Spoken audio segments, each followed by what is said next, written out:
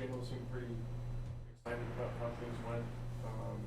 He said he liked the idea of making even an abbreviated start before the break. Just are you still kind of thinking along those lines? And what do you say about how today went?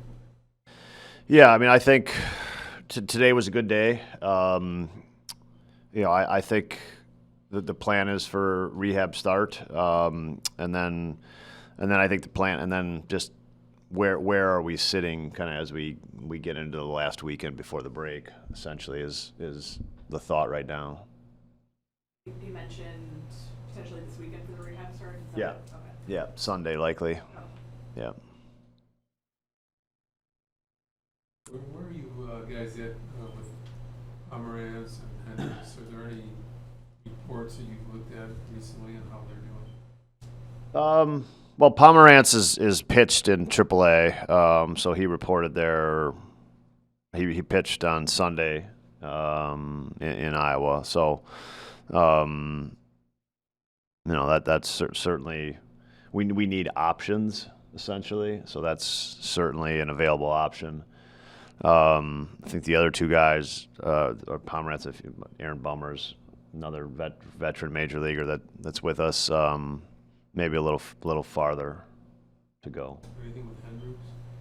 Same thing. I mean, Hendricks and Bummer, I would say a little farther. Yeah. With Alcántara,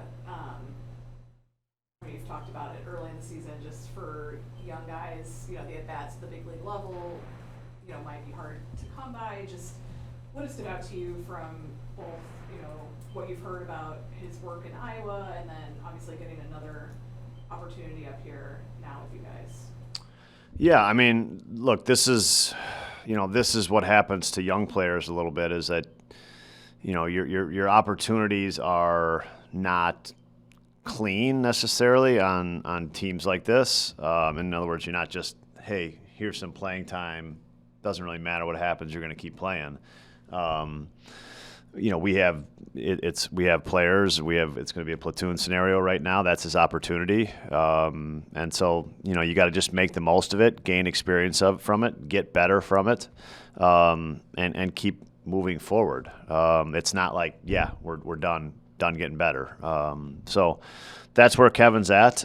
He's still a very young player, and with lots of room for these experiences to be very helpful and beneficial, even when things don't go well. A couple of years ago, if you had a bullpen on pretty good update. Would you just explain the philosophy behind accumulating all these options? You don't know who's going to be good or healthy, but you get enough guys and one or two stick the way it did last year. Yeah, I mean, look, that's basically it. I think, a lot of this was born out of our early kind of that mid-April. We had kind of a big injury crunch in mid-April. And so the acquisition of these guys, or especially of a couple of these guys, was kind of born out of that.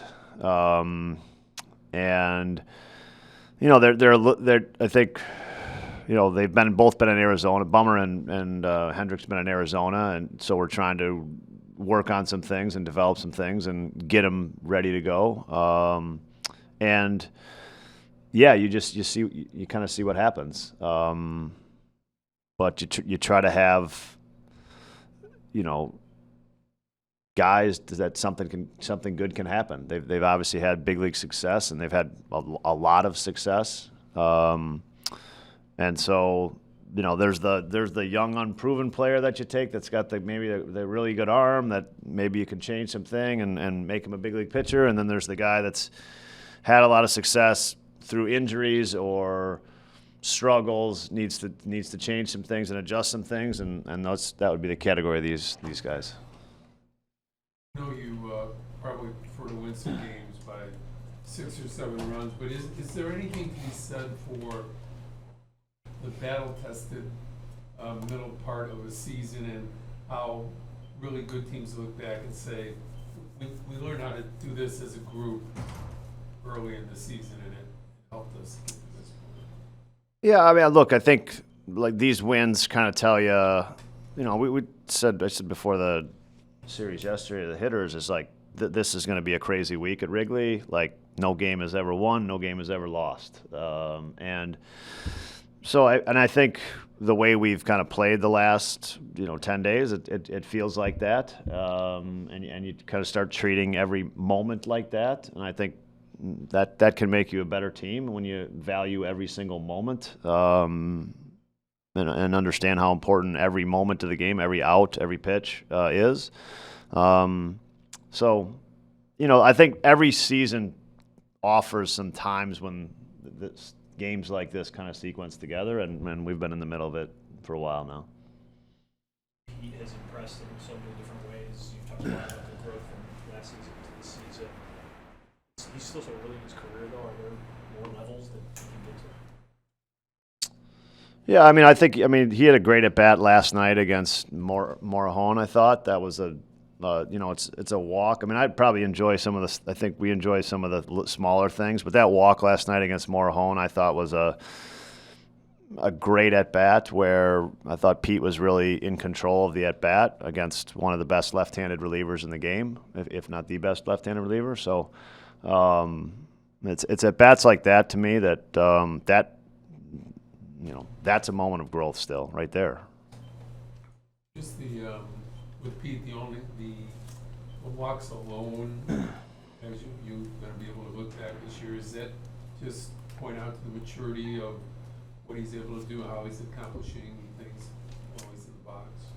Yeah, it's a step forward, like I think through experience and through seeing pitches and through understanding himself, and going through various kind of plans of attack with the hitting coaches in terms of like how does he want to approach at bats and then things he wants to look for and things like that. So I think he's just you have to, as a hitter, you try out a bunch of ways to do it, and you have to probably go through some failure till you get to a place that works. And this might be the plan that's working right now, and he might have to adjust it as in the month of July or something like that. But he's found something that's working for him for sure, and I think it's resulting in very good swing decisions.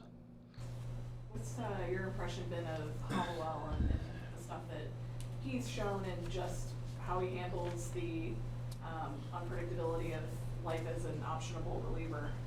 Yeah, I think Gavin, when we in New York the other night. Was really the first time Gavin's coming into a game like in a leverage situation. It was the 6th inning, I think. I think we were maybe up 2 and he gave up the homer to Bichette, but then he got a couple other outs. And he was excited to pitch in that situation. Then last night he got a big opportunity in the 8th inning in a tie game, or 7th and 8th inning in a tie game, and so in a different way, like Kevin, like you don't know when your opportunities are coming.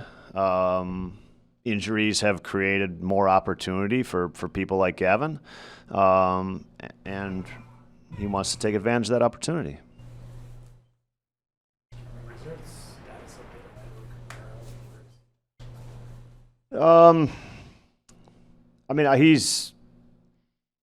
He's doing fine. He's on a probably, I would describe it as a little slower timetable than Taillon in terms of like when the injury happened, and his progression. Taillon had an outfield practice today. Yeah. Are you planning to do? Yeah. Well, assuming everything goes well, yeah, we're planning on some outfield here in the future. About Daniel, you said in Milwaukee you don't expect him before the All-Star. No. Right? Is that correct? Yeah. Yeah. And I did make a mistake. He's I don't know if he's the difference between he's throwing plyo balls this week, not regular baseballs. Sometimes we have to make that distinction nowadays. And that started yesterday. Yeah, it started yesterday. Yeah.